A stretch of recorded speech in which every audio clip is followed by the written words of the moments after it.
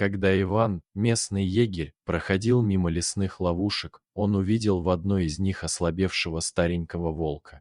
Животное едва дышало. Егерь, не раздумывая, поднял волка и отнес его в свой дом. Спустя некоторое время волк оправился и вернулся в лес, но через полгода Иван услышал вой во дворе и постучали в дверь. Изначально Иван мечтал приручить дикого волка и оставить его у себя.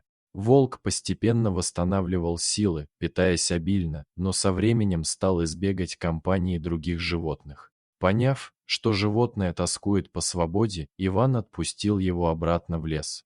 Время шло, и Иван иногда вспоминал о своем необычном спутнике, смиряясь с мыслью, что больше его не увидит.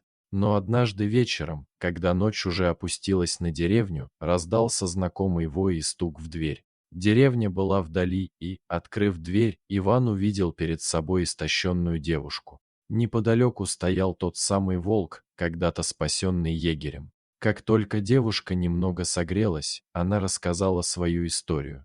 Звали ее Вероника, и она приехала в гости к родственникам. Заблудившись во время прогулки по лесу, она встретила волка.